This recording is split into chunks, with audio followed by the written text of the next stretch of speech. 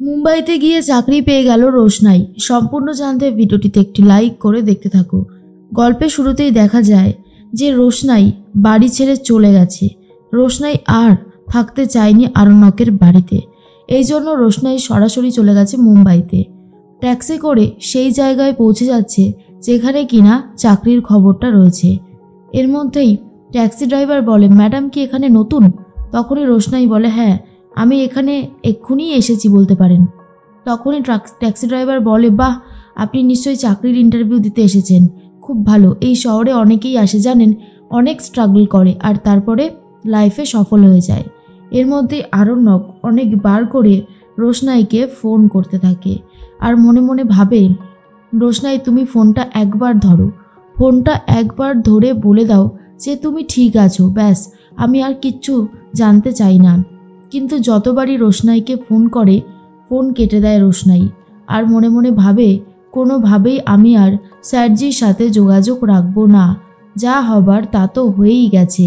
স্যারজির সাথে যোগাযোগ রেখে আর ঝামেলা বাড়াতে চাই না। আরণ্যক অনেকবার জিজ্ঞেস করে কিন্তু কোনোই লাভ হয় না। অনেক খোঁজখবর নেয়, তবুও রোশনাইয়ের সম্পর্কে কোনো কিছুই জানতে পারে না। এর মধ্যেই অপারেশন চলছে গরিমার। তখনই সুরঙ্গমা বলে, আমার মেয়ের বিয়ে নিয়ে এরকম কিছু যে হতে পারে আমি স্বপ্নেও কল্পনা করতে পারিনি। নীলাব্জ বলে, তুমি যদি রোশনাইয়ের সাথে ওই কাণ্ডটা না করতে তাহলে বোধহয় আজকে সব কিছুই ঠিক থাকতো, আজ আর কোনো ঝামেলা হতো না। কিন্তু তুমি তো কিছুই ঠিক রাখলে না, তাহলে আর কি বা বলতে পারি বলো? মনে মনে খুব কষ্ট পায় আরণ্যক আর ভাবে, একদিকে গরিমা আর একদিকে রোশনাই, দুজনেই আমাকে ছেড়ে চলে যাচ্ছে, কি করে থাকবো আমি? গরিমার তো এখন বাঁচার ইচ্ছেটাই চলে গেছে, ওর পায়ের যে অবস্থা। এদিকে রোশনাই, সেও বাড়ি ছেড়ে চলে গেল। এর মধ্যেই দেখা যায় রোশনাই পৌঁছে গেছে সেই চাকরির জায়গাতে আর তারপরে রিসেপশনিস্ট পুনামের সাথে কথা বলতে থাকে। পুনাম তখন বলে, আপনি সমস্ত কন্ডিশনগুলো পড়ে এসেছেন তো?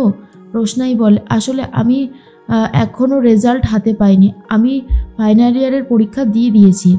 কিন্তু পুনাম বলে, এরকম বললে তো হবে না ম্যাডাম, আপনি তো সব কিছু জেনে শুনেই এসেছেন, তাহলে আপনাকে আর কি বলবো বলুন তো? তখনই রোশনাই বলে, দেখুন আমি তো হাতে রেজাল্ট পেয়েই যাব যদি আমাকে একটুখানি সময় দেওয়া হয়। কিন্তু পুনাম বলে, এরকমভাবে শুনবে না কেউ, আপনাকে আমি স্যারের সাথে কথা বলিয়ে দেওয়ার ব্যবস্থা করব, কিন্তু আমার মনে হয় না এখানে আপনার কোনো লাভ হবে। তবুও আপনি দেখতে পারেন চেষ্টা করে যদি কিছু হয়। এর দিকে দেখা যায় যে রোশনাই যখন বলে সে কলকাতা থেকে এসেছে, তখন তো পুনাম শুনে অবাক, বলে, এতটা দূর থেকে এসেছেন আপনি? আপনার তো সাহস আছে, বলতেই হবে।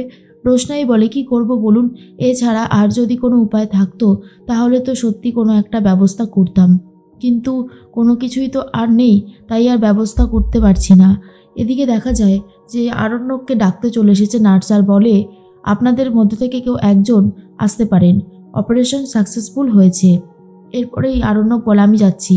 ডাক্তারবাবু বলে, দেখুন এখন কিন্তু ওনাকে খুব ভালোভাবে রাখতে হবে, কোনো রকমের কোনো স্ট্রেস কিন্তু ওনাকে দেওয়া যাবে না। বুঝতে পেরেছেন তো আমি ঠিক কী কথা বলছি? আরণ্যক বলে, হ্যাঁ সবটাই বুঝতে পেরেছি, আশা করছি সব কিছু খুব ভালোভাবে হয়ে যাবে, তাই তো? মানে ও নাচতে পারবে তো ডাক্তার? তখন ডাক্তারবাবু বলে, এত তাড়াতাড়ি আমি সিওরিটি দিতে পারবো না, ওনার যতক্ষণ না জ্ঞান ফিরছে ততক্ষণ আমার পক্ষে কিছুই বলা সম্ভব নয়। এর মধ্যেই আরণ্যক বলে, আমি ওকে নিয়ে মুম্বাইতে যাব, অনেক স্বপ্ন দেখিয়েছি ওকে, ও নিজেও অনেক স্বপ্ন দেখেছে, জানি না মুম্বাই রিয়েলিটি শোতেও যেতে পারবে কিনা। এদিকে সেই মুম্বাই রিয়েলিটি শোতেই চলে গেছে রোশনাই, সেখানে গিয়েই কাজ করার কথা ভাবে। এরপরে স্যার ম্যাডামদের সাথে রোশনাই দেখা করার সুযোগ পায়। তখনই ম্যাডাম বলে, আপনি এত দূর থেকে এখানে এসেছেন কিন্তু আপনার তো রেজাল্টই নেই। রোশনাই বারবার করেই বলে, রেজাল্ট আসলে দিয়ে দেব, কিন্তু যদি একটু সুযোগ দেন। কিন্তু কোনোভাবেই রোশনাইকে কোনো সুযোগ দেওয়া হয় না। তখন তাকে একটা অন্য চাকরির অফার করা হয় আর বলা হয়, গুরুজি এখানে থাকবেন, গুরুজির কেয়ার করতে হবে আপনাকে, গুরুজির টেক কেয়ার করার জন্য আমরা একজনকে খুঁজতামও, যদি আপনি ভাবেন করবেন এই কাজটা তাহলে বলতে পারেন। রোশনাইয়ের কাছে আর সেকেন্ড কোনো অপশান ছিলই না, তাই রোশনাই এটাকেই বেছে নেয় আর বলে, আমি তাতেই রাজি।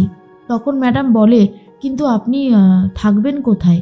আপনার থাকার জায়গা আছে? আপনাকে আমরা 10,000 টাকা স্যালারি দেব। রোশনাই বলে থাকার জায়গা নেই, তবে খুঁজে নেব, কাজ যখন একটা পেয়ে গেছি থাকার জায়গা নিশ্চয়ই পাবো। ম্যাডাম বলে এই কলকাতা শহর না, এটা মুম্বাই। এই মুম্বাই শহরে ঘর খুঁজে পাওয়া খুব চাপের বিষয় জানেন। আপনি এক কাজ করতে পারেন, যেই রুমে রিহার্সাল হবে আপনি সেই রুমেই থেকে যেতে পারেন, অসুবিধার কিছুই নেই। সেক্ষেত্রে আপনার যাতায়াত ভাড়া, তারপর রুমের ভাড়া এসব আপনার লাগবে না। তখন রোশনাই তো শুনে আরোই খুশি হয়। আর দুপুরবেলার খাবারটাও প্রোডাকশন হাউস থেকেই দেওয়া হবে, রোশনাইকে এমনটাই জানানো হয়। রোশনাই তো খুবই খুশি হয়ে যায় আর বলে আপনারা যেরকমটা করছেন আমার জন্য, আমি সত্যি আপনাদের ঋণ কখনোই শোধ করতে পারবো না। একটা চাকরির আমার খুবই দরকার ছিল, আর সেটা যে হয়ে গেছে তার জন্য আমি খুশি।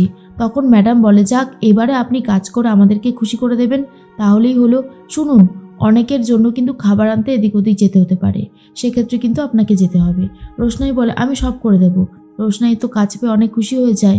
এদিকে আরণ্যক গরিমাকে বলতে থাকে, গরিমা তুমি চিন্তা করো না, তোমার পা সুস্থ হয়ে যাবে, দেখবে একদম তোমার পা ঠিক হয়ে যাবে, আর তারপরেই আমরা তোমাকে নিয়ে মুম্বাইতে যাব। সুরঙ্গমা বলে আজ রোশনাইয়ের জন্যই আমার মেয়েটার এই অবস্থা হয়েছে। নীলাব্জ বলে আমার মুখ আর খুলিও না, তুমি যে অন্যায় করেছো তারপরে এই বড় বড় কথাগুলো যে তুমি কি করে বলতে পারো সেটাই আমার মাথায় ঢোকে না। সুরঙ্গমা বলে নীলাব্জ, তুমি শুধু শুধু আমাকে এইভাবে কথা শোনাবে না, আমার কিন্তু মোটেই ভালো লাগছে না। বাবলু বলে কি হচ্ছেটা কি, এটা হসপিটাল। সুরঙ্গমা ম্যাডাম আপনারা ঝামেলাটা বন্ধ করুন। তনুশ্রী তখন বলে আমরা জানি যে আপনি কি করেছেন কি করেননি, আমরা ওসব কথায় পাত্তা দিচ্ছি না, শুধু চাইছি গরিমা তাড়াতাড়ি সুস্থ হয়ে যাক। আর এখন তো রোশনাই নামক বিপদটা আমাদের জীবন থেকে চলে গেছে, তাই আমাদের আর কোনো ঝামেলাও নেই।